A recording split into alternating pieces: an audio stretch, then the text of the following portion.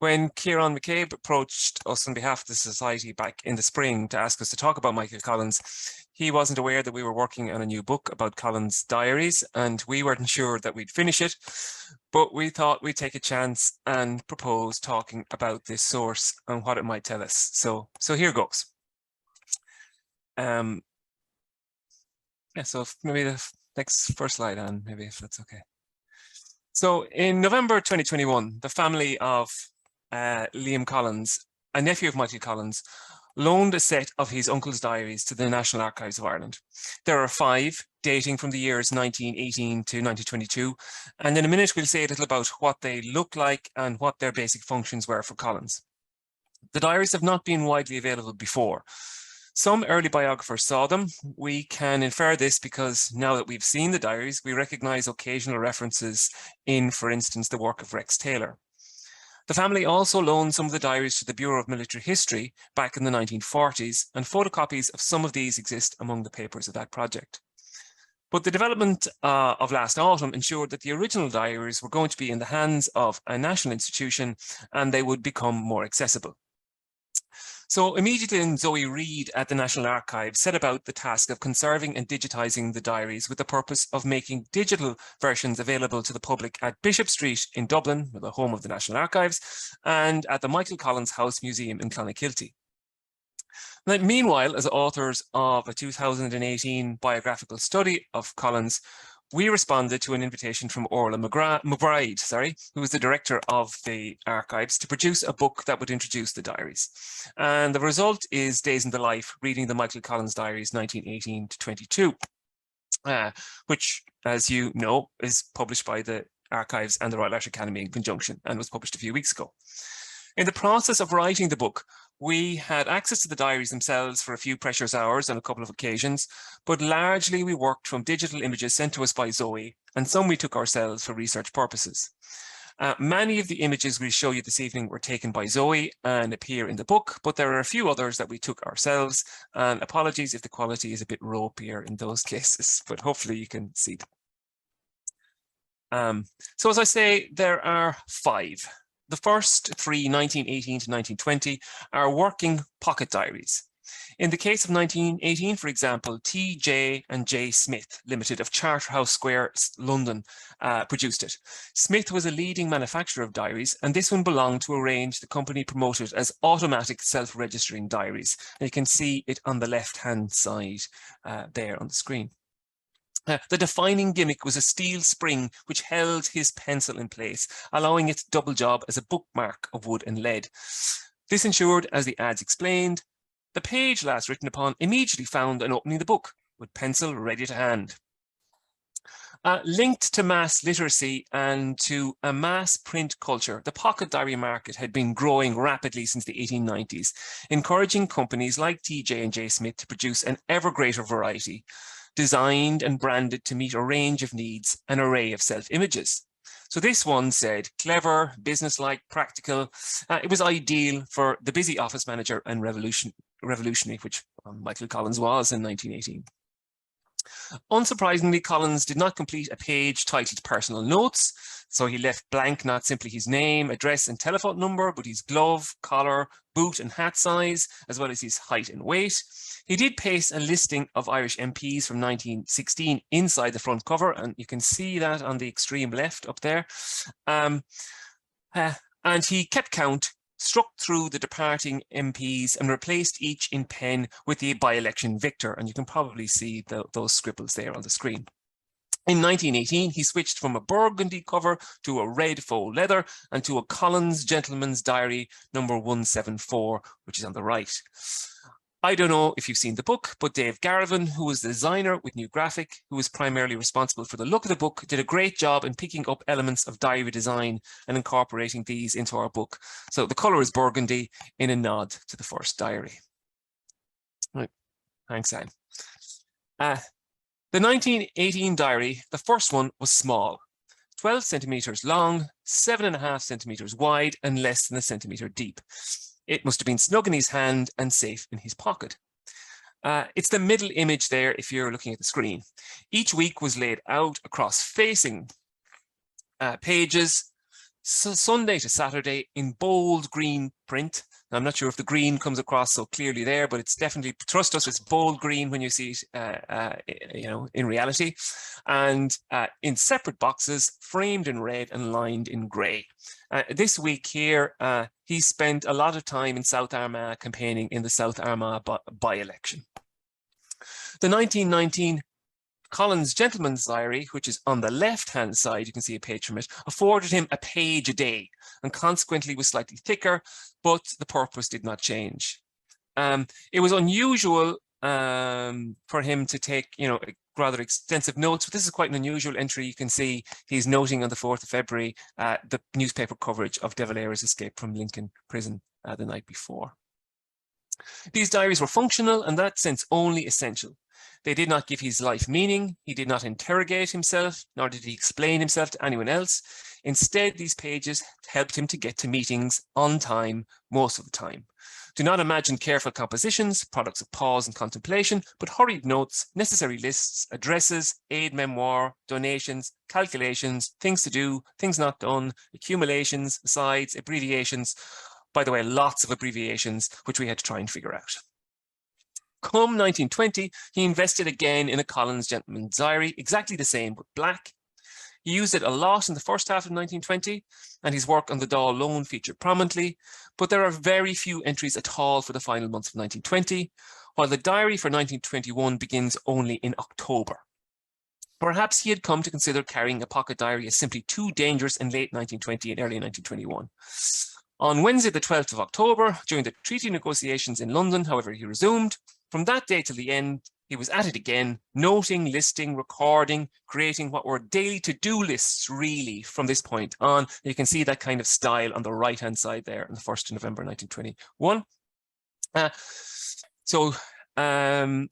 And they were on somewhat larger pages of a notebook, which he transformed into a diary by writing the day and the date on top. And again, there you can see that for 1st November, 1921. So our job then was to try and introduce this source to the world. And in some ways, at first glance, there was not a lot to work with, which appeared to be a difficulty. But then, as is the way of things, it became the excitement became the challenge of it. Importantly, the cryptic nature of the source forced us to look again and again and to look closely. And the pages are not blank after all. In his diaries, Michael Collins chose to write particular words on particular days. Usually, though not always, the words were identifiable. Even when they were, that didn't ensure that their meaning was clear, at least not to us. Almost certainly each meant something then to him, though even he will have been confused, have cursed his own hand, or have forgotten the intended import of a phrase after a time, which goes to make them the more intimately his. The last page we have, for example, is for Sunday, the 6th of August, 1922. It begins 1, inspection barracks today, and continues 2, mass, before it ends 3, and then a blank. There's nothing for 3. But Michael Collins of that day in August 1922 seems farther away and closer to us in the words and in the gap, in the 1 and the 2, but also the 3, the almost written down. And we'll have more to say about the absences in a few minutes. Leaving those aside for a moment or two, our first key task became to make sense of as many entries as we could. We tried to do this by drawing on our existing knowledge of Collins and the Revolution, and by doing some new research. While figuring out and contextualizing the individual entries, we also tried to identify some patterns or key themes. And we found that these diaries did change our angle of vision on Collins and the wider Revolution. These little books, which ordered out his individual days, at once sped up time and slowed it down. It was as if someone was showing us a newsreel, often too fast and then suddenly too slow. Amidst a maelstrom of work and effort came moments in stunning freeze frame. We got the relentless pace of Revolution, but also the slow grind of individual days. We saw him interacting with so many people, rushing about doing things we now think were important, yet he experienced all of it in the midst of the everyday, the personal, and the mundane. So now I'm going to shut up for a while and hand over to Anne. And thanks, Will. And again, just to echo Will's thanks to Helen and to Lisa. I suppose I want to take things up from that point, really, this idea of what we found ourselves with, which is this mixture of obviously very important, but also the mundane. And we kind of thought about it in this idea of a diary shaped life, because in a way that was what we were presented with. And to try and make the most of this as a very new source, and a very, this was in some ways very fresh source on Collins, and given in some ways we think we're so familiar with his life, I think what we found instead was actually a very different, as William said, a very different angle of approach to him. And to some extent, not just an angle of approach to him, but also a very different angle of approach to the revolution itself. Because when we think about the Irish Revolution, the work of months, years, I think often contracts into a sequence of dramatic episodes. And hindsight brings a momentum to the period that many who lived through the 1916 to 23 years might never have recognized themselves. Historians writing about the period, again, I think we're as guilty of this as anybody else. We don't help this really. We tend to write the period as a rush. We rush from the Rising to the First Dáil, to the beginning of the War of Independence, to truce, to treaty, to split. We're in a hurry. We're in a hurry to get to the dramatic episodes, if you like. But in a way, this source, Collins's 5 diaries, in a way, they stop this momentum in its tracks. His days, which are measured out in hours and half hours, in meetings and committees, and so many letters sent, are each one long and full and followed by another, just as long and just as full again. The working week of Monday to Saturday borrowed many of his Sundays in 1918 and 1919. And by 1921, you see Collins only stealing back the odd day for himself. Full as they are, the diaries of 1918 and 1919 reflect largely what Peter Hart has called his second work day, the one that began when the staff in the many different offices he oversaw had actually gone home. And you can get a sense of it, I think, from that image on the right, if you can see it there. And again, I apologize, he often wrote in pencil, and so it's quite faint as a result. The diaries mostly record, particularly 18 and 19, records the times and places he needed to remember, not necessarily the steady grind of daily work. That came later, as Will intimated there a few minutes ago, particularly in the 1922 diary, where you do see that list of things to do. But I think you can see here on that image on the right, some of what I mean here. You're getting things like 8 o'clock at 44, 8:30 at number 41. And these reflect sort of similar images from other pages, things like 6 o'clock, number 6, election committee, 8 o'clock, organization committee. You get a whole sequence of meetings on the same evening, 6 o'clock, 7:30, 8, 8:30, for example, in one evening. In another, 10, 10:30 at night. In one occasion, in one entry, we get 2 meetings at exactly the same time. Which one he went to, we're not quite sure. But I think you can see there in that very bottom entry on that page on the right, I think he's at one meeting at 8, he's at one meeting at 7, he's at another at 8, he's at another at 8:30. The diaries account for evenings filled, for weekends, travelling, money gathered. They reflect the scale of Collins's voracious appetite for more and more work. We always knew that, but these diaries the work just keeps on coming at you. The diaries also map him, as a result of these type of entries, at all sorts of addresses. They put him on the clock. His weeks were shaped by those numbers that I referred to there, numbers that meant addresses. 6 was Harcourt Street in Sinn Féin headquarters. 32 was Bachelor's Walk and the office of the Irish National Aid and Volunteer Dependence Fund. 35 was Gardiner Street, an Irish Republican Brotherhood meeting place. 44 was Mountjoy Street, a place to gather, a home of sorts for him for a while. There were other numbers, and like the initials, and there are many, many initials, as Will said, they signified just enough to remind him of where he needed to be and who he was to meet. The slightly worried, perhaps exasperated entry that he wrote of meeting today at where, with a great big question mark after it, of the 10th of September 1920, was a very rare case of Collins losing track of where he should be. As 1921 became 1922, phone numbers meant people, particularly in London, but increasingly in Dublin too. And I just thought it was really, really interesting to see the use of the telephone creep into his working life. He worked in a world of initials, of Christian names, and in the pages of his diaries, some names recur, while others just come and go, important for a time, but quickly overtaken by the urgency of other things. When the diaries began, Collins was 27 years old, prominent in Republican circles, but not yet in the public eye. He was a member of the Sinn Féin executive, secretary of the Supreme Council of the IRB, and director of organisation of the Irish Volunteers. As he became by turn over these years, a member of the Sinn Féin Standing Committee, a TD, a member of the Cabinet, Minister for Finance, President of the IRB, Director of Intelligence of the Irish Volunteers, Acting President of the Dáil, a plenipotentiary to negotiations in London, Chairman of the Provisional Government, Commander-in-Chief of the new National Army. Each title, as you can imagine, brought its own work, its own mountains of paper, its own frustrations, and more colleagues to be exasperated by. But though the character of his work changed as he became more powerful through these 5 years, although the meetings in places like Harcourt Street and Gardiner Street became conferences in Downing Street or meetings in rooms in the House of Lords, the diaries show steady consistencies alongside these very obvious dramatic shifts. On the 8th of March 1922, for example, he made note of a Mr. Kelly in Mullingar. There was a job at the railway station that Kelly had obviously asked him to see about.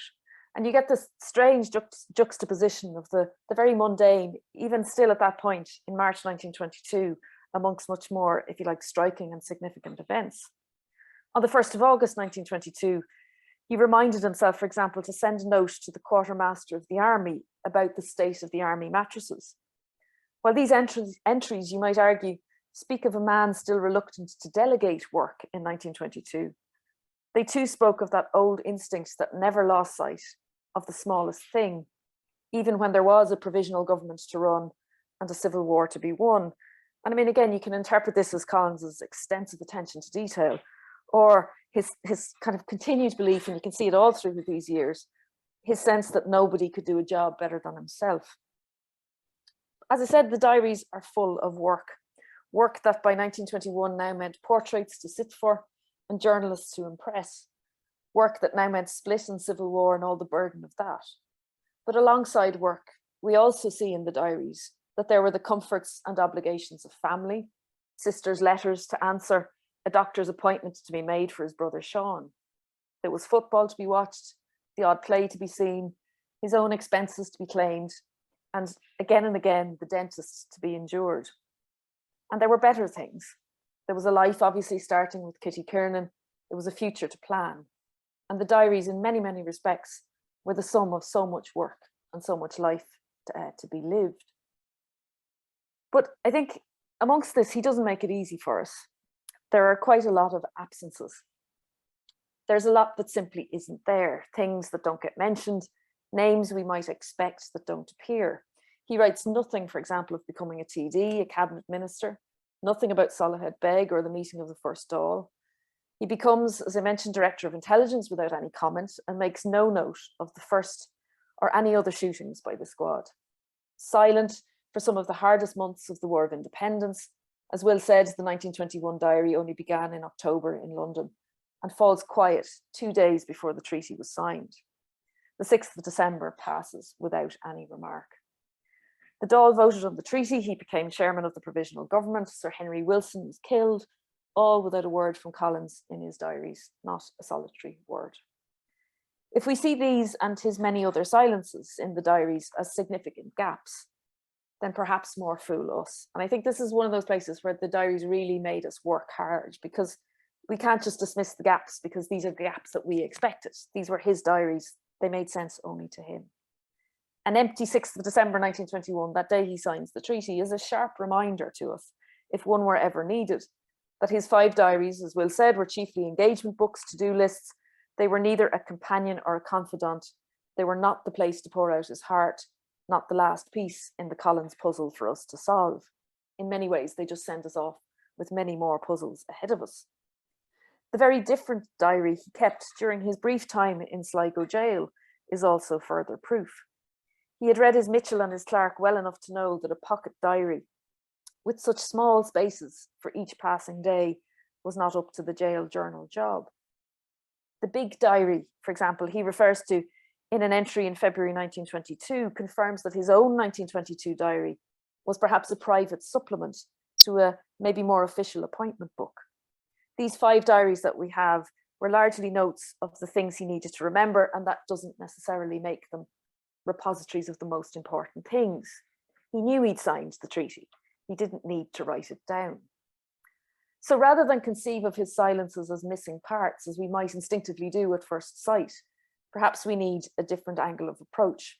If we conceive of Collins as an extraordinary figure, living through an extraordinary time, the diaries are something of a jolt.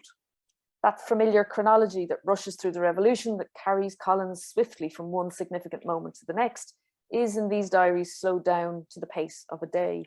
And each day comes as likely concerned with his ordinary as well as his remarkable life.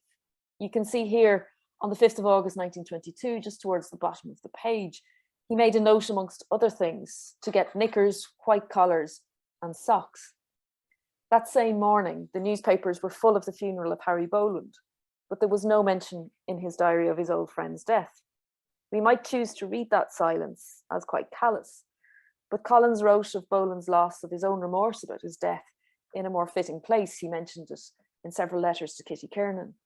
So maybe it's our assumptions about the diaries and what role they should play that need to adjust. His diary isn't silent. Rather, those August pages around the time of Boland's death, they actually hum with how he filled those harrowing days. The diaries, as we've said, are full of names, but names are rarely constant. People come and go, and there is that same scope to read more than we might into the gaps. Names we might instinctively associate with Collins, people like Liam Tobin, Tom Cullen, Joe O'Reilly, Richard Mulcahy, individuals who later wrote of themselves as Collins' closest confidants, such as Pierce Beasley, David Nelligan or Bat O'Connor, make fleeting, rather infrequent appearances. And left to the diaries alone, one might question how much they really were, as Bat O'Connor called himself, with Michael Collins in the fight for Irish independence. But they, like so many others, were perhaps so essential, so ubiquitous in his life. Why would he bother to write their names down? As 1919 moved into 1920, he must have been mindful of the consequences of his diaries being captured, that any name written was at risk. But apparent gaps had other causes too. Austin Stack is there through 1918 and 1919, but as Collins's responsibilities changed, Stack's name all but disappeared. Direct reference to Mrs. Dev, as she's often called, appear in the diary as just as often as her husband's name, Eamon, is directly referred to. But it would be unwise to assume, for example, that Eamon de Valera wasn't on his mind. Very few sentences appear in the diaries at all. He rarely gives us a full sentence in the 5 diaries. And maybe because he wrote them so rarely, his direct notes of momentous moments actually stand very starkly out amongst all these absences. And why he chose what he chose is open to surmise. In response to the German plot arrests of mid-May 1918, he wrote, as you can see here, arrest of many Sinn Féin. I'm afraid it's rather faint again. The pencil is faded. He said, saw the detectives at my own lodgings and eluded them. The following day there just below, on Saturday the 18th, he writes, he added a rather naive postscript, you might imagine. He says, appointments not entered after this date, as I'll be on the run. For several weeks after, he wrote each day the letter R for being on the run. These entries might reflect a new urgency, a new danger to what he was doing, but it wasn't long before those appointments, as he called them, crept back into the diary again. He recorded the global as well as the local. Like many around the world, he noted, as you can see there on Monday, the 11th of November, 1918, the armistice of November. Though he spelt it as many said it, if you can read it there, he spelt it armistice. And on the 28th of June the following year, the Treaty of Versailles appeared in his diary when he wrote, peace was signed at 3:15 p.m. today. He also, in some ways, recorded significant things in his own life. For example, he wrote down, made ministerial statement on finance on the 9th of May, 1919, which maybe says something of the personal pride, maybe the relief of giving his first important speech to a Dáil meeting as Minister for Finance. The entry MC, C&C, in other words, MC, Commander-in-Chief, was his much more muted response to becoming head of the army in the opening weeks of civil war. His note of the 29th of June 1922, attack on four courts continued, is spare enough to be a statement of fact, but its brevity might just as well reveal his heavy heart. And this, in a way, is where the diaries are such a challenge, because they are so brief at times. They are left really completely wide open to interpretation. Written in fragments more often, as I said, than sentences, the temptation is to put a sense that suits us on what he writes. His silences might well discommode us, but in these notes, written in the passing of a moment, he remains a Collins who absolutely refuses to be pinned down.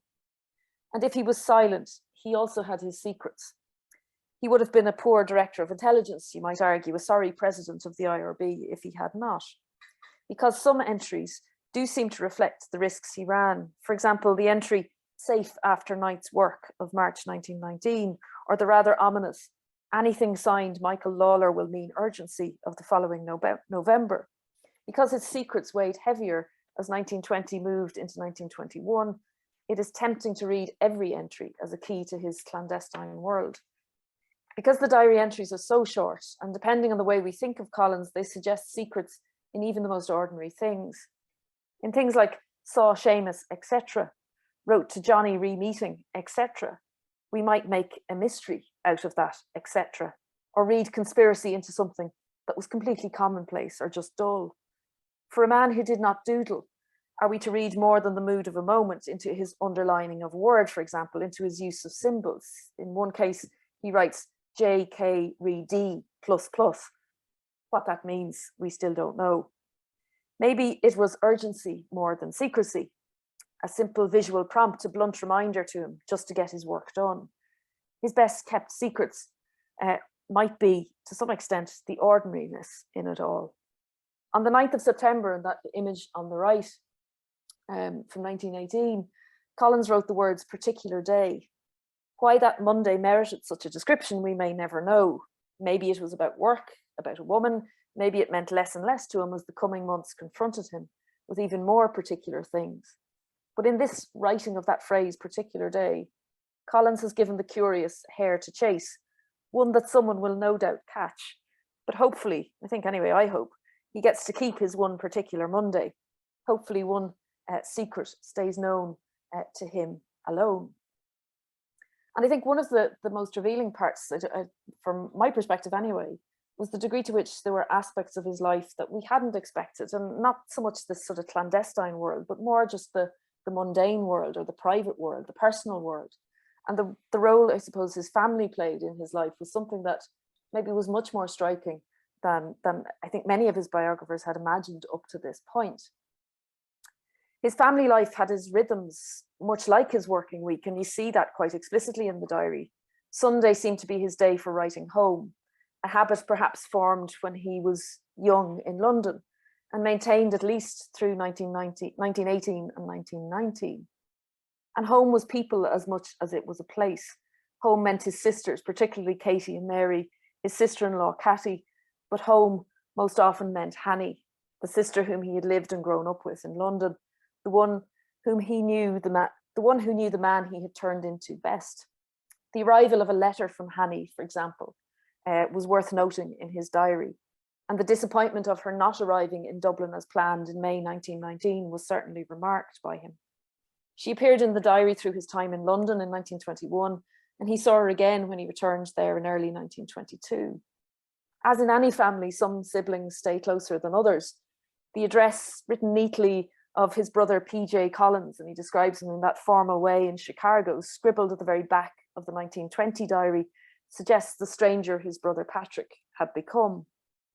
His diaries show that he thought of home at those times when home was most certain to be missed. And I think if you look there just again on the right, on the entry for Sunday, the 13th of April, 1919, you can see he writes down, "Wrote Hanny, Catty, Celestine, and Katie." And in a way, it was, again, just thinking of it in terms of that sense of closeness of family. The 13th of April was the Sunday closest to the 14th of April, obviously, which was the anniversary of his mother's death. And obviously he was thinking of this and writing to his sisters. And he went home at those times when families were supposed to gather. He records going home to Woodfield for St. Patrick's Day, for Easter in 1918, for the New Year and in the summer of 1919, for Christmas as the doll tore itself apart in 1921, for St. Patrick's Day again in 1922. Of course, when he went to Cork, there were collections to be made, speeches to give, elections to canvass for.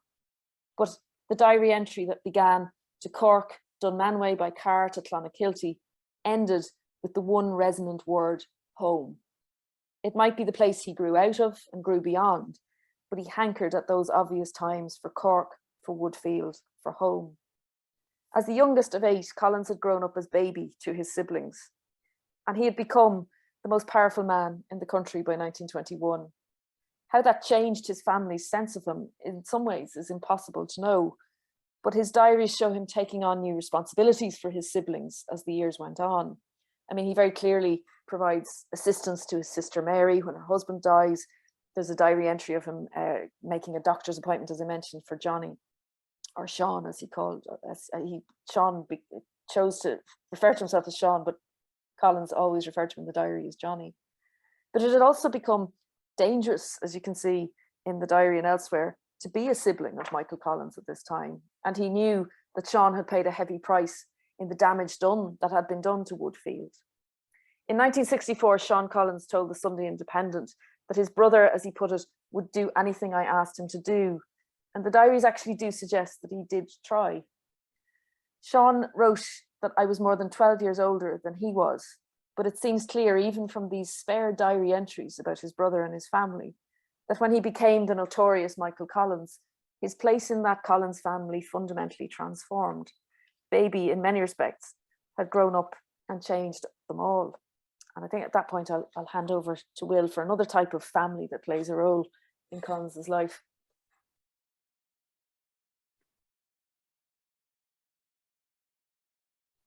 Yeah, so it may not have been family, but the IRB, among being many other things, was a feeling of solidarity. It too was sentiment and obligation.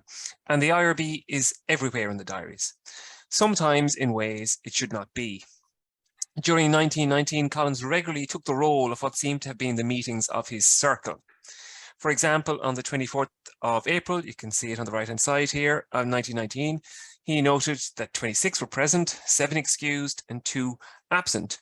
More than that, he wrote, elected M. Collins with a circle, you can see there, or an O, J. Noonan, Sec, Joe Furlong, Treasurer, and the O was presumably his symbol for centre, head of the revolutionary cell. Sean Noonan and Joe Furlong, along with Joe's brother Matt, had been companions of Collins since the London days, and they had participated in the Rising with him. A world of subterfuges, as Anne hinted already, is reflected in the diaries. Across 1919, there are at least 9 references to the Wolfe Tone Memorial Committee, mostly to meetings. For example, Meeting 941 WT Mem Committee. The Wolfe Tone Memorial Committee emerged around 1898. Its unfulfilled public purpose was to promote the erection of a statue to Theobald Wolfe Tone at St. Stephen's Green, while more successfully it organised pilgrimages to Bodenstown each June. Critically, it was for a long time a public organisation through which the IRB worked, or to put it another way, it was an IRB front. In September 1917, for instance, the committee organised the funeral of the IRB President Thomas Ashe, who had died in hunger strike, claiming the costs from the Irish National Aid and Volunteer Dependence Fund through Collins, who was secretary of that prisoner support organisation. Later, on the 19th of April 1920, Collins wrote, arranged tonight that £1,000 handed over to WT Memorial Association. Where he sourced the money and to what purpose he handed it over, he did not say.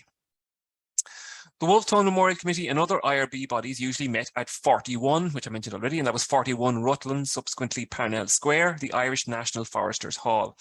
And Collins' diary of 1918 records 6 different meetings there, and that of 1919 records 16. He met with groups, but also individuals. For example, on the 6th of January 1918, it was 12:30 at number 41, Martin C. This was very likely Martin Conlon, centre of the Brothers Shears Circle and a member of the Supreme Council of the IRB. Conlon would subsequently head up for Collins a unit charged with infiltrating trade unions. And a note in the diaries following a meeting at number 41 on the 14th of June 1919 points towards this development. That coincided more or less with Collins' transition from Director of Organisation to Director of Intelligence in the Irish Volunteers. Perhaps unsurprisingly, it is difficult to discern much that relates to the latter role. So, intelligence matters, spying, arranging shootings is probably something you keep out of the diary. The diaries are much more telling about Collins' time as director of organisation. In March 1918, in order to drive forward the revival of the volunteers, a general headquarters staff was established with Richard Mulcahy as the chief of staff. Consequent to this, and the influx of new members due to the conscription crisis of April and May of 1918, there are signs of a changed pace. That spring and summer, his diaries disclose contacts with fellow GHQ staff, Mulcahy, Rory O'Connor, Dick McKee. There are a string of meetings at McKee's Dublin Brigade headquarters at 35 Lower Gardner Street, and interactions with a series of men who had or would emerge as key provincial leaders, including Sean Tracy in Tipperary, Sean Boylan in Meath, Paddy Colgan in Kildare, Ona Duffy in Monaghan, Sean O'Hegarty in Cork, Seamus Rafter in Wexford, and Paddy Brennan in Clare. Eventually, inevitably, once the violence started, of course, came the cost. Exactly 2 months after his appearance in the diaries, Rafter died due to injuries sustained in an explosion. Now, there's no mention of Rafter's death, but later in the spring of 1920, on the death of Thomas McCurtain, Collins would measure out that cost in funeral wreaths. He wrote in the diary, Mary, £2 for wreath, and Miss O.B. also wreath. And he would mention a contribution to a new memorial fund for a new generation. Mary and Miss O.B. are a reminder that this was more than a brotherhood. The diaries contain one mention of Cumann, but there are tens of references to those like Miss Dooley New Ross, who delivered £100 for the Dáil loan. On the 24th of April 1918, another young woman, Kathleen Quinn, embarrassed the authorities when she succeeded in surreptitiously marrying Diarmaid Lynch, a member of the Supreme Council of the IRB, while visiting him with her sister and a priest at Dundalk prison. Lynch, who was under threat of deportation, had been refused parole to leave and marry Kathleen, and so she came to him with sister and priest. This kind of stunt appealed to Collins, and 5 weeks later, when the now Kathleen Lynch, as she had become, left Ireland following her husband to America, Collins made 2 entries. Saw Mrs. Diarmaid Lynch last time, sorry, wish her luck, and had a very nice note from Mrs. D.L. She sailed on the Orduna this day. The next slide. And then, so prisons feature a lot. Michael Collins' relationship to prison changed in January 1922 when he became chairman of the provisional government. During the War of Independence, Dáil Éireann could claim an army, courts, and less convincingly police, but the counter-state's attitude to prisons had remained just that, counter. As head of the new state's executive, however, Collins became responsible for a prison system that he had, until very recently, sustainedly attacked. At first, the implications were pleasant enough. There were, for instance, releases to oversee. On the 28th of January 1922, Collins' diaries list 3 names, followed by Borstal Institute Clonmel. General Dalton wrote on 24th. 2 of these 3 names were those of Joseph Dillon and Patrick Guan, who were 17 and 16 years old on the 28th of April 1921, when they were sentenced to 3 years under the Restoration of Order in Ireland Act by a field general court martial at Limerick City. Their offence was larceny of a bicycle. But when Dillon and Quan had commandeered the bike from John McNamara, a messenger boy for an O'Connell Street chemist, they had told him it was for the purposes of the IRA and under IRA rules. The Borstal's register confirms that Dillon and Quan were released on the 24th of January 1922 by order of government. They were lucky. Con Shine from Clark's Bridge, Cork, was not so fortunate. While in that city, Cork, on Friday the 23rd of June, campaigning at the general election, Collins did note down, and you can see this on the right here, if you look down to number 7, Con Shine Clonmel Prison. Most likely one of Shine's relatives had pressed the 18-year-old's case on the most powerful man in Ireland, and he had taken it down in his notebook as he was walking around about his business on that day in Cork. But Shine was to remain a note not crossed through. So you can see there's a list of 9 things there, and every single one of them has been crossed through except for poor old Con Shine. He's the single task left unattended, it seems. What is certain is that no order of government arrived for Con Shine, whose offences were shop breaking and larceny. By then, Collins had been campaigning for political prisoners for years. At first, it was a job. In February 1917, Collins became paid secretary and general office manager of the Irish National Aid and Volunteer Dependence Fund. As we've mentioned before, that organisation supported prisoners and their families, and it was based at 32 Bachelor's Walk, Dublin. And number 32 appears again and again in early 1918, but it doesn't appear after July 1918, and that's because Collins' time as an employee of the Irish National Aid and Volunteer Dependence Fund ended in early July. But prisoners remained on his mind, albeit for a complex set of reasons. His own experiences as a prisoner had heightened his empathy for and a sense of duty to those who were incarcerated. For a time, too, it was a matter of professional pride. And though certain that his own days in prison were wasted, Collins understood the power of political prisoners. He knew of the trouble they could cause, that they possessed the capacity to rend hearts, and that an escape was a coup. We've already mentioned Dev's escape. Next slide, please, Anne, if that's okay. We've long known through collections of surviving correspondence that Collins maintained regular contact with Austin Stack, while the latter led Irish volunteer prisoners at Belfast and then subsequently at Strangeways, Manchester during 1918 and 1919. And the diaries do more to confirm this. Wrote Austin, or variations of that phrase, constitute a refrain from July 1918 right through to August 1919. On St. Patrick's Day, 1919, the entry Oz corresponds to a letter in which he wrote to Stack, and he provided him news of Dublin Corporation support for a campaign of disobedience, which was then ongoing at Belfast Prison, and also of the escape from Mountjoy the night before of Robert Barton. According to Barton, Mick Collins was in the street nearby the prison waiting to congratulate me, and it is surely not too far a stretch to suggest that this is the cryptic little message at the bottom of the entry on the 16th of March. On the left-hand side there, you can see tonight's appointment. At least in my imagination, that's him standing outside the prison waiting for Robert Barton. In that letter of the 17th of March, Collins also mentioned his concerns for some of the German plot prisoners recently released from England. He said, a few of the men who returned are very poorly, particularly Paudine O'Keefe. Over the preceding fortnight, he had counted them home, these German plot prisoners, in his diaries, alive and dead. And if you look at the entry for the 6th of March, you can see on the right-hand side, about halfway down, first internee arrivals, Cosgrave and Ginnell. And that's, first German plot prisoners arriving home. And then underneath, Pierce McCann died in Gloucester this morning at 2:30. So Pierce McCann was a TD for Tipperary, Sinn Féin TD for Tipperary, who died of the flu in prison. And a couple of days later, Collins will record the body arriving home at Dunleary. After the INA and VDF came the Irish Republican Prisoners Dependence Fund. Collins served on that committee, and it's mentioned regularly in the diaries through 1919. Mountjoy featured in Mundane Ways and Mundane Days. For instance, Cigarettes for Joy on the 24th of November 1919, and in Significant Ways on Significant Days, releases from Joy Today on the 14th of April 1920, which marked the end of a big hunger strike at Mountjoy. How strange it must have been then, on the 7th of July 1922, when he found himself considering questions of prisoners and release on guarantees, and then, and after that, a note reclaiming and readiness. Ignoring Conshine can hardly have prepared him for that day.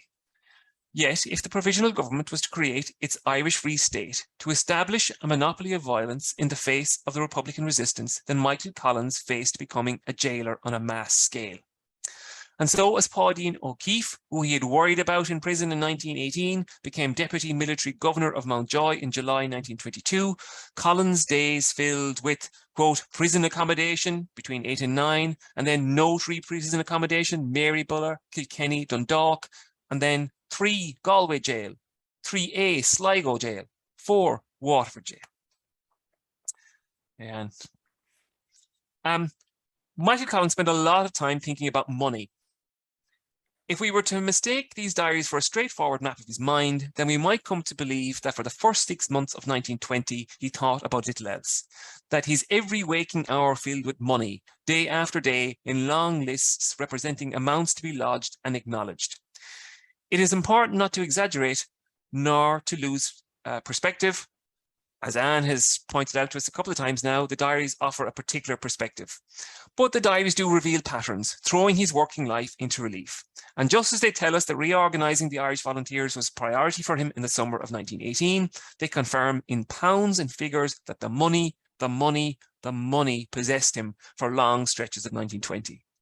Collins' relationship to the money, to the accumulation and the use of it for revolutionary purposes had been building over several years. At first, we tend to find it encompassed in the word fund. Before the diaries, there was, we mentioned several times now, the Irish National Aid and Volunteer Dependent Fund. Then there was the Irish Republican Prisoners Dependent Fund. Then in 1919, on the 19th of May, in his role as Adjutant General of the Irish Volunteers, Collins wrote to Art O'Brien in London, explaining that HQ of the Volunteers had decided to reinstitute the Defence of Ireland Fund with a huge drawing of prizes. He sent 100 books of raffle tickets for sale, setting out his expectations. As the Irish abroad cannot take so active a part in volunteer work as those at home, we confidently expect a vigorous effort in the one way they can be equally useful, the supplying of funds. And his diary suggests that Collins embarked on a round of arm twisting in these days. For example, on the 6th of May, he wrote Woods about tickets drawing prizes, and on the 8th of May, he wrote Neil redrawing tickets. By then, he had been collecting for another more substantial fund for several months. Dáil Éireann called it the Self-Determination Fund. The money in, and they had improvised it in early weeks of 1919 as a method of gathering into their new and very bare coffers money collected during 1918 for what was a now redundant anti-conscription fund. So the money in the anti-conscription fund was due to be returned to the subscribers, but the Dáil Éireann asked them to pass it on to them instead, to this new cause. And Collins assumed responsibility for all that work when he became Minister for Finance on the 2nd of April, 1919. At first, transfers to the Self-Determination Fund occurred in dribs and drabs, but under Collins' direction and energy, it proved to be the Dáil's most important source of income till the autumn of 1919, bringing in £42,000 or just over it up to the 31st of October. As Anne has mentioned, on the 9th of May, Collins recorded his first address to the Dáil as Minister for Finance. And his big sort of project in the following months was launching the most important method the Dáil developed for raising funds, and that was the Dáil loan.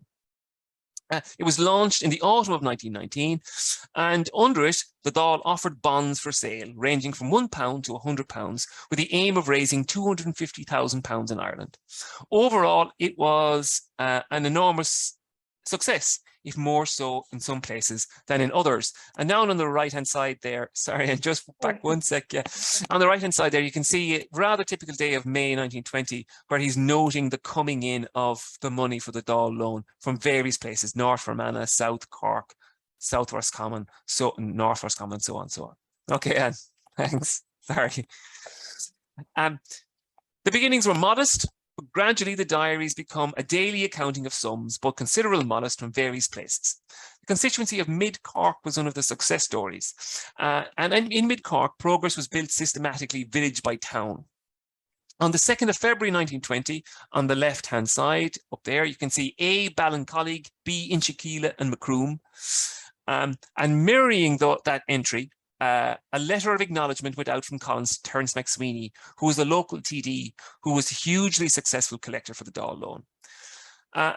And you can see Collins has noted in passing that he's passing on lists Mid-Cork to DOD. And DOD is Daithí O'Donoghue. Patrick O'Sullivan Green has explained that Daithí O'Donoghue was a crucial figure at the Department of Finance. He opened up the bank accounts, he made the payments, and he moved the money around, keeping it safe for Collins. On the 24th of June, Collins wrote, and these are the entries on the right-hand side here, you can see 24th and 25th of June. He wrote Roscommon North, £830 per Father Glynn Drumline, and further down the page, Tyrone, South Dungannon, 195 per Father Maguire. The next day, far right, it was £26, 7 and 6 per Reverend Canon Doyle, followed by Clare East, 255.10 suspense per Father O'Kennedy, and Cavan East, 268 and 10 shillings Father O'Connell. The cash was coming in, and to an extent that might surprise some, the Catholic clergy was a conduit. On reflection, this is not so strange. In January 1920, priests held the office of president on 24 of Sinn Féin's 87 constituency executives, or Corps le Counter. As Brian Heffernan has put it, the Sinn Féin priest was a very common phenomenon. For the particular priests who appear in the diary, being a bagman for Michael Collins was often but one measure of their radical nationalism. And if we just take the 5 priests who appear on these 2 pages. In October 1920, J. Glynn, along with another priest, James Roddy, was arrested at and convicted of participating in a banned meeting. Father Thomas Maguire was president of his local Corps le Counter in South Tyrone. Mirroring the wider population, most of the priests who supported the revolutionary movement confined their actions to the political realm, like Father Maguire, but a few offered more. So Patrick Doyle, in addition to ghostwriting the propagandistic prison memoir of Padraig Fleming in Maryborough and Mountjoy, also allowed Knockbeg College in Carlow, of which he was the rector, to become used as a safe house. William O'Kennedy, a figure who was like Doyle, he was the president of St. Flannan's College in Ennis, and he was interned at Bear Island internment camp in the summer of 1921. The Crown forces arrested him when, in early July, they raided the annual retreat of the Diocese of Killaloe, an event which was presided over by Bishop Michael Fogarty, who was an ally of Collins and a trustee of the Dáil Loan. And finally, Patrick O'Connell, parish priest at Coot Hill, was a prominent supporter of Arthur Griffith during the East Cavan by-election of 1918. Okay, back to you, Anne. And thanks, Will. I suppose in a perhaps a world away from maybe East Cavan, we might take you maybe in the last section over to London, because the 1921 diary really is all London. I think we have to say something about that, his reflection on that time. On the 3rd of December 1921, Michael Collins wrote to Kitty Kiernan on headed paper from 10 Downing Street that he'd obviously picked up in there. And he said the following words. He said to her, "Dear Kitty, will you please look at the address? I am actually writing here." After almost 2 months of negotiations and 3 days before signing the treaty, he was still obviously impressed by that address. It was a long way from Woodfield to Downing Street. And for many, it was a long way for them ideologically to find this man in Downing Street. And you can see just that image of the threatening letter that he received, or the delegation received, while he was in London. So I mean, the thought and the prospect and the image of Collins there, as you can see him on the left in London, is a very, very striking one.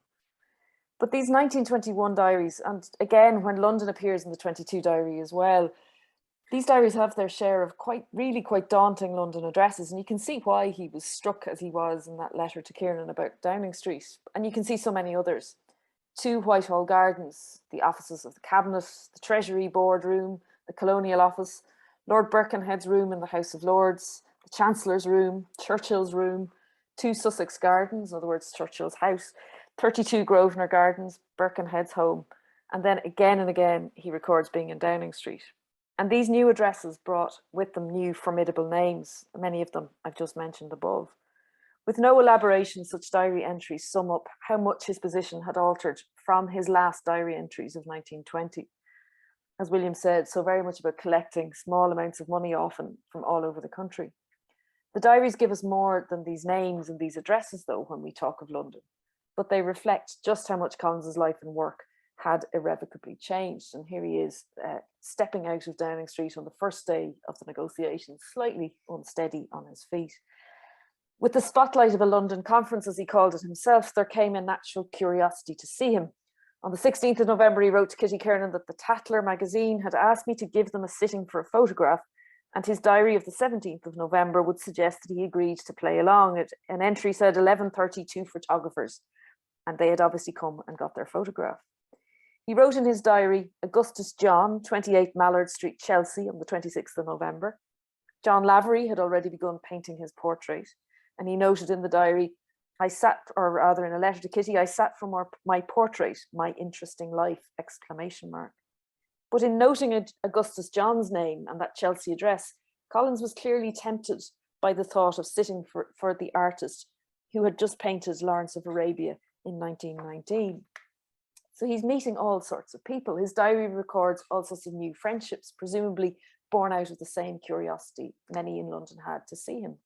So James Barrie, the novelist and playwright, first appeared in Collins's diary on the 14th of October 1921, and references to him show that they clearly continued to meet through those tense last months of 1921, and he appears again during Collins's time in London in 22. Sir John Lavery described their friendship as odd moments, but the diary entries imply the time spent with Barrie was time that Collins clearly enjoyed. Barrie's plays had been among his favourites as a young theatre goer when he lived in London, so even the hardened revolutionary must have been thrilled to spend time with the man who had invented Peter Pan. This becoming a public figure in London was certainly used against Collins by those who later took an anti-treaty stance. As early as November 1921, rumours of rowdy and drunken conduct at Hans Place and the name of Michael Collins bandied about as a central figure in alleged orgies, as one opponent put it during the time of the treaty debates, could be heard. But his diaries give little cause to substantiate these accusations of wild nights in London. Instead, they order out his London days and nights predominantly in conferences, meetings, and work. The treaty negotiations, which began on the 11th of October and ended on the 6th of December, were not, as we might assume, uniform days of negotiation and discussion. Meetings were conducted around the day-to-day business of British government.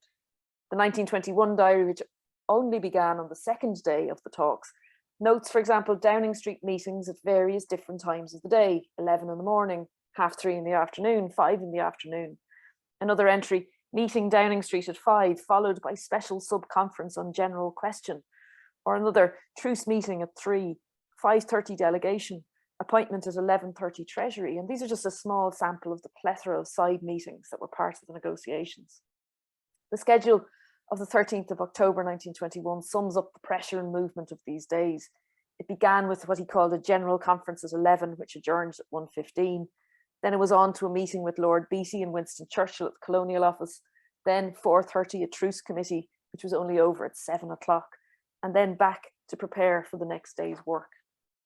The diaries confirm what we've long known, the singling out of Arthur Griffith and Collins for the rest of the plenipotentiaries by Lloyd George. Collins's note in his diary of memo presented to us, AG Arthur Griffith and I see Lloyd George and Birkenhead in latter's room, House of Lords, of the 27th of October 1921. This simply corroborates that. What Collins thought of it all, he kept for his letters home. In those, he admitted things like, I am lonely and very, very discontented. In those, he confessed, I wish to God I were back home. In his diary, he just kept going. You got things like 11 o'clock, Lloyd George, etc. exclamation mark. And he said an awful lot with that etc. and that exclamation mark. As head of the provisional government, Collins returned several times to London in 1922. His diary entry, as you can see here, for the 6th of February 22, provides the detail of one of those London days. As you can see, began in Downing Street at 10 o'clock, then off to see his sister Hanny, then to Argyle Road. Next, he went to Lord Birkenhead's home at Grosvenor Gardens, then to meet Crompton Llewellyn Davis before the Colonial Office at 4:15. At 5:30, he went with Eamon Duggan to see Roger Casement's diary in the House of Lords. An hour later, he was back in Downing Street, then back to his hotel, the Durham Court, for a conference about procedure to end the day. It was a pretty long day, and there was obviously a ninth thing planned that didn't come off. The pace was just as fierce as late 1921, and arguably the tenor of the meetings was just as furious. His electoral pact with De Valera prompted disgust in London. To Churchill, it was, as he said, an outrage upon democratic principles, while the draft of the Free State Constitution was, as Lloyd George put it, a complete evasion and negation of the treaty. For both of these things, Collins was brought to heel at London meetings, prompting again dispirited letters home. These 2 days, he wrote, have been the worst I have ever spent. It would be so pleasant to be relieved of all responsibility. And again, things are serious, far, far more serious than anyone at home thinks. I wish to God someone else was in the position and not I. Again, though, his diaries show nothing of this, if you like, dejection. They record the work, but not the peace of mind it cost. And in many respects, that's very much the tenor of all the diaries, really. You don't get these insights into his feelings or into his spirit. And as I said, we might stand very quickly on this, the consequences and the taking over generally, as he called it himself, And he used that very phrase on the 31st of January 1922. The 1922 diary marks another huge shift in his approach. All those big words of the revolution of the previous years, whether they be freedom, republic, independence, could indulge all sorts of hopes, expectations, and notions of independence. The imminent reality of a state, whatever its form, meant the lights had to be kept on. And in many ways, his 22 diary shows that it was coming time for plans to be borne out. Things had to be put into practice. It wasn't that Collins was without plans until this point. It is more that his diaries were not necessarily the place he chose to expand upon them. He left hints, though, through the diaries. One entry from November 1919 suggests his approach was a quite pragmatic one. He wrote, saw John Charters, discussed question of financial relations between England and Ireland, land purchase, etc. February 1920, he wrote, saw FS and Mr. B rehousing. The following day, he was taken by, as he put it, a local government memorandum on an abolition of poor law idea. He was in no doubt about the scale of the economic and social problems in those years. But in 1919 and 1920, there were limits to what could be achieved beyond keeping going as an underground government, which explains the different character the 22 diary takes on. Immediately in January 22, he wants the word estimates keeps cropping up. He wanted estimates, more estimates from McMahon and departments generally, balances to see just where he stood. By the 28th of January, he was taken up, as he put it, with the question of financial returns, with the note re-accountants for Monday, even by, as he put it, the question of Russian trade relations. All these things came up on the one day. The following month, it was the repayment of loans. On the day the National Army attacked the anti-treatyites in the forecourts, it was note re-overdraft. But in those changed circumstances of civil war, he also noted down £180,000 defence. He was, as he said, taking over generally, sizing up what was possible in the circumstances and what could be done. And you can see a variety of names start to appear, very different names from those early years. People are helping in this taking over process. You see the name of people like Dermot Fawcett. Fawcett was an old IRB man. He'd served as the Republic's Consul General in the United States, was brought to London with the treaty delegation. But by the time his name was written in the diary, he was already acting secretary to the Provisional Government's Department of Economic Affairs. Most often the name crops up of KOS or Kevin O'Sheil, a judicial commissioner of the Dáil Land Commission. O'Sheil was assistant legal advisor to the Provisional Government, and through March, April and May of 1922, Collins wrote variations of things like KOS re-land purchase again and again. The urgency of a land bill was not lost on Collins, and his diary refers regularly to the importance of the Irish Convention Land Purchase Report of 1918. It would later contribute to the shape of the 1923 Land Act. Collins made several references to the National Land Bank, and he seemed particularly keen to meet with the Department of Agriculture officials and writes about them at a whole variety of times, and also writes about things like the Diseases of Animals Act. Michael Collins is not often associated with land and agricultural policy, but his 1922 diary suggests we might need to reconsider his place in the history of Irish land policy. But it wasn't only land. All sorts of things start to crop up. He starts writing down things that suggest his intense scrutiny is just falling on everything.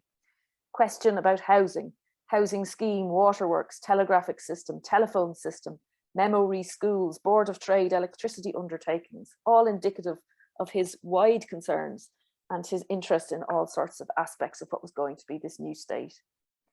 We know about his plans for educational films from other sources, and you can see here, I think just towards the bottom of the page there, a meeting that he planned with Dr. Crowley of Siemens in January 1922, which may well have informed his proposal for a film on what he called the great question of a national power generator. He wanted a film made of if you like, the water power to convince people that this was what the country needed. So maybe his place in the history of what became the Shannon scheme is something else we're going to have to look into. In this, if you like, prospect of taking over generally, he seemed to assume all sorts of responsibilities, small and large. He met, as he wrote one day, met teachers who had an address for me, met Labour representatives at 11 a.m. As the man with the most power in the state, it was naturally assumed he could fix everything. As he travelled around the country making a case for the treaty, he made notes of individuals' grievances and expectations, things he needed to remember and put right, as maybe a good politician does. For example, Mr. James McCarthy, Main Street, Dunmanway. Commandant Kearney, 2 horses taken on Monday night, the 13th of March, boycott on him, Tans on his daughter, etc. Taken 1 cow. And these were just the workings out of new hierarchies and old scores at a local level, but he was writing them down meticulously. In the days before the June election, his constituents very clearly had his ear. You can see there just at the bottom of the page, he's obviously in Dunmanway. He makes this note about Christian Brothers schools. And you can clearly see that somebody in the area wasn't happy about the giving out of a teacher's job. And in the middle of everything else that he has on his plate, he's writing these local grievances down. Elections were always personal, even in June 1922, even at the height of all that was going on about the treaty. And as you can see there in the image of the right, you can see just how many jobs he has at this point in time, but yet here he is still writing down a local squabble about a Christian Brothers school. And he's making notes like this all the time, whether it be national school teacher in Foynes, finding a flat for Dan Breen, all this while he was marking out the character of the state. Given his actions at the time, what he intended that character to be is still very open to debate. And his diary does little to help us clarify his stance on many, many things. For example, his diary records only the public side of his Northern Ireland policy, things like Note Re North opting out, protest to all governments Re North East, Belfast and North East Advisory Committee, or Bishop Cleary and North East atrocities. He was silent about military activity that he had sanctioned along and across the border. His diary, I suppose we should have been expected it by the 1922 diary. His diaries had never been a place for him to sift out the rights from the wrongs, and that certainly didn't change as he started on his 1922 diary. On the 16th of January 1922, he wrote a short note to Kitty Kiernan.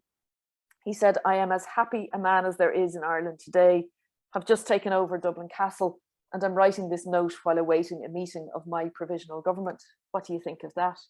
Otherwise, I see all sorts of difficulties ahead, but never mind." How the difficulties he faced measured up to the difficulties he foresaw, we may never know. And I suppose that's probably a good place to stop and see if anybody has questions to ask us about these diaries that we've been talking about for quite a long time now. Thank you.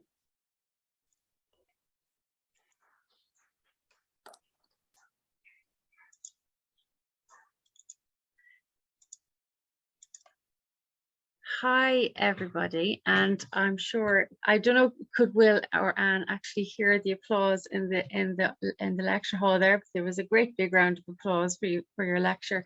Absolutely fascinating.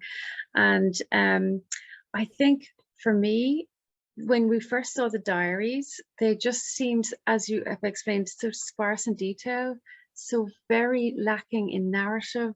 But I think the depth of both of your scholarship has brought them to life in a way, and has between the notes that he has put down and the gaps and the absences in the record as well, you have created for us and put in context for us exactly what was happening with Collins in that pivotal period.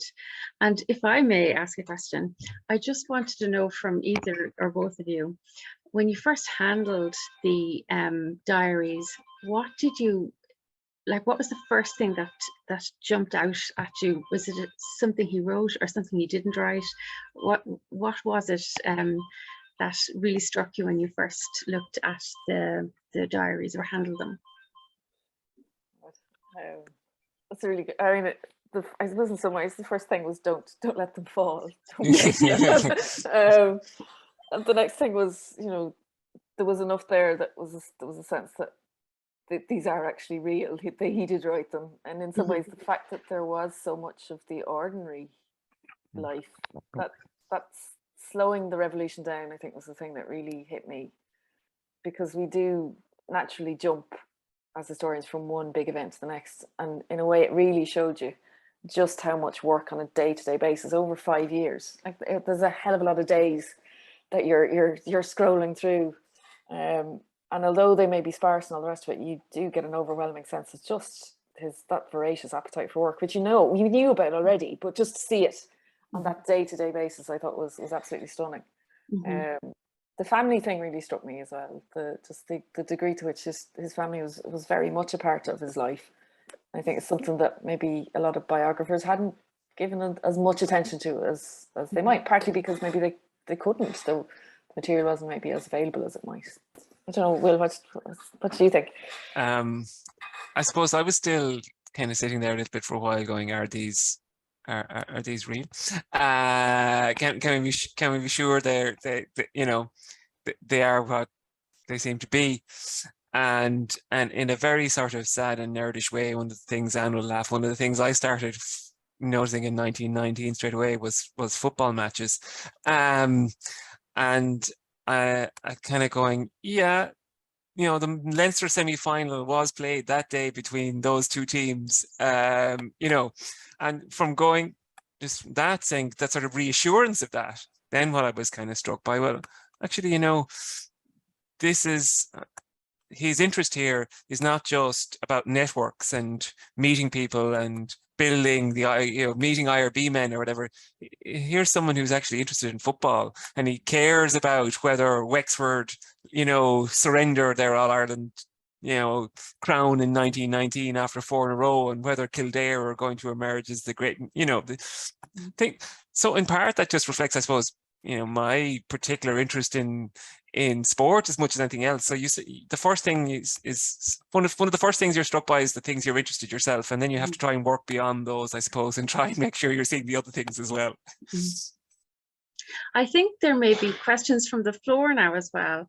I am going to hand over now to Helen Bracken, who you won't be able to see, Will and Anne, on your screen, but Helen will now take questions from the floor, and this just, there might be just a little break just for a minute, just while we organize that. But while we're waiting for that, just to thank you again for just the most fascinating lecture. I was totally enthralled. The images are amazing, and the book itself is a joy to look through, and something I'll be reading for a good while to come. It's just a testament to the amount of work that you have both done to bring such sparse details to life, really. So thank you very much. Thanks a million, Lisa. Yeah, thank you. Is there any indication in his diaries as to who he had intended to meet, if anyone, in the days before his death, either at Portlaoise Prison or in Cork? Do you want to take that one on? There's very little. I mean, the diaries stop quite a few days before his death. There's actually a sort of a supplementary, they're not diaries, but they're memos and notes and letters that he writes on very similar paper to the 22 diary. Physically, I think it's probably from the same notebook, and copies of those are in the National Library. And there's more of a sense of his last tour there, to be honest with you. The diary, it sort of just, it stops quite abruptly, you know. Again, it's like it's another working day that just came to an end, you know. A lot of the meetings and, you know, the things he was thinking, the people he was thinking of meeting, they're not really coming through as much as they might, or as much as we might expect. And again, this is maybe one of those places, I don't know what you think, Will, that where, again, if we come to the diary expecting certain things to be revealed, we're going to be disappointed. Do you know? What's actually very interesting is the amount and the extent of the different plates he was trying to keep in the air during those months leading, or during those weeks leading up to the Civil War, and during those early weeks of the Civil War. The degree to which, you know, you see that instinct to, on the one hand, to pull back from the brink of it, but on the other hand, clearly making very obvious plans to, you know, get his position secure as quickly as possible. And then obviously he's been pulled in all sorts of directions by London as well. So that's, in a way, that was the most obvious thing that was coming through from the 22 diary in that respect, is just that degree to which he's trying to perform that task of balancing all these different demands and can't do it. It would have been lovely if he'd been, as your question suggests, much more specific about who he's going to meet and who he wasn't going to meet. There's again, I think it's one of those places where there just isn't that level of detail that we might expect. I don't know, Will, do you? You know, and again, I suppose, okay, at the risk of talking down our source, those days are blank to us, really. but also, I mean, I suppose it is in some ways quite disappointing, if not unsurprising, the extent to which late 1920 and 1921, the sort of peak periods of violence, you know, and Collins is certainly not alone responsible for the levels of violence in Ireland in 1920 and 1921, but he is an important figure. And the diaries really tell us very, very little about, next to nothing about that. There are some interesting entries. There's an entry which we spend a little bit of time on the book on his response to the shooting of Dick McKee and Padder Clancy in Dublin Castle. But there's a lot of the violence is missing. Let's put it like that. So there's lots about many of the things we've talked about, the meetings and the planning and the hatching and the money and stuff, but surprisingly little about the violence. I mean, they end on the 6th of August, and you have, I think there's 3 things in the day. I think we mentioned like inspection of barracks, mass, and then a blank, and that's it. And we don't, that's the very last page of the diary, whether there were more, those last few pages of the diary are physically quite wrinkled. That last diary has been kept together by treasury tags. And it may, a few pages at the end may have dropped off over the decades as well. So, there may have been those extra few days there, but they don't survive. But it's very much things to do. He's got those August days are very much the sort of a lot of Dublin work, a lot of desk work, not necessarily the type of entries you might have expected. Which again, I think begs the question we have to rethink, and I think this is partly what Will was saying as well. We have to rethink this image of Collins as the man of action, as the man in the uniform.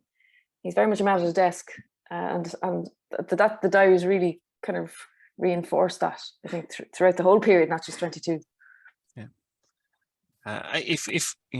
If an instrument of power and violence emerges in some senses in the early months of or early weeks of the Civil War, it's again back to prisons. I mean, there's an awful lot of time being spent on, seeing what the prison estate is like and to what extent they can accommodate all these people who are going to be swept up and arrested and interned as a consequence of the Civil War. Now, I think James Scully is going to give a vote of thanks to both of you on behalf of the Society. So I'll just hand back over now to James for that. Anyway, we take for granted the great work that is done here by Pádraig, Helen, Breda, Kieran, and Lisa. So just to thank them for that. But the congratulations that I really want to send out is to Anne and William. This is an absolutely beautiful book. Of course, when you get the National Archives and the Royal Irish Academy together, you're dealing with top-level scholarship. And to have 2 eminent scholars in the room, literally, was a great treat for us. Michael Collins is perhaps the most intriguing and most attractive figure in Irish history. And the prospect of a new primary source about Michael Collins was very exciting. And I don't think that we were disappointed in that. I have just glossed over the book this evening, and I haven't read it, but already I'm very pleased. I'm particularly interested in the money because it has a very sort of significant local connection. In just looking at the National Loans Fund that was set up in September 1919 and sort of closed a year later, Offaly subscribed £9,198, 1 shilling and 6pence, well up to the national county average. I think the total was about 370,000. But the local connection I'm referring to is one to do with Banagher. Arthur Bell Nichols married Charlotte Bronte. There are 4 Alan Bells in his life. His uncle, who adopted him as a young boy. His brother, who was also adopted and came to live in Banagher from County Down. His first cousin is also Alan Bell. And then his nephew, or maybe later, a grandnephew. Another, the fourth Alan Bell, was born in 1858 and is assassinated in March 1920 because he was a magistrate who was brought back into Dublin Castle to investigate Collins's funds and to try and undermine it. For example, calling in bank managers, looking for the figures and trying to get to the money that way. He's quite successful at this, and he had been quite practiced. He had investigated the Land League in 1882. He had investigated Charles Stewart Parnell in 1888. And 30 years later, he's investigating again. He gets too close to Collins's money. And on the 26th of March, 1920, he's on board the tram from his house in Belgrave Square in Monkstown, having refused to live in Dublin Castle. He has his own gun and he thinks that may be sufficient. It wasn't. He was assassinated, taken off the tram and assassinated literally at Simmons Court, or the junction between Ballsbridge and sort of Sandymount. So that's a local connection there. I was just reading about that this evening, and from the DIB, and it finishes off intriguingly with yet another connection. We had an allusion there to, I think it was Pierce McCann dying in Gloucester jail. Well, the doctor in Gloucester jail at the time may well have been Alan Bell's brother. And whatever you might think about Alan Bell, you know, that he deserved his comeuppance, there's something perhaps more praiseworthy to be said about his brother. And the diary entry in the DIB for Alan Bell finishes with this. Some Irish Republican prisoners at Gloucester during the influenza epidemic of 1918-19 may have been saved from infection by Alan Bell's brother, who as prison doctor there advised that the jail be evacuated. That's all I know. I just read that on the way over and I thought I would sort of mention it. So that's it. Diaries are really intriguing. And when they're cryptic and you just get initials and numbers and abbreviations and so on, you really have to peruse forensically to flesh them out. And Anne and William have done this very successfully, as you saw in the presentation. And the presentation is very closely based on the book. So I would strongly recommend the book to you. It's really beautifully presented. There's a wonderful timeline. And I think the chapter on the money is particularly interesting. So on behalf of the Society, I would, yeah, and I've just been pointed out to me, there are copies of the book available here, and it's only, getting back to the money, it's only €20. Beautifully illustrated, beautifully designed, and expertly written. So just to sum up, thanks again to William and Anne, and again, thanks to all the people behind the scenes here in Tullamore for a wonderful achievement. It's been a great night. So thank you all. Thank you. Thank you very much.